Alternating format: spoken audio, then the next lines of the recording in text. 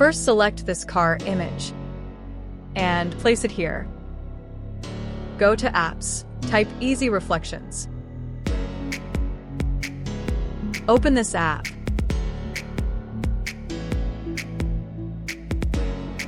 Click on Create Reflection. Now adjust the offset and opacity. Click on Add to Design. Flip the reflection vertically and adjust its size by overlapping it on the image.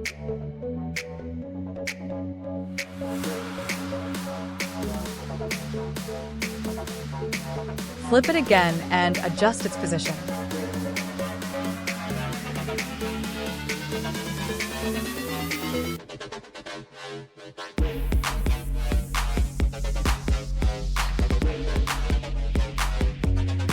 Now create background gradient color which match with image.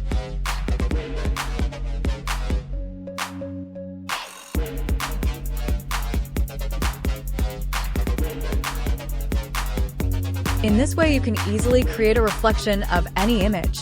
Thank you for watching this tutorial. If you want a tutorial on thumbnail design, then watch this playlist.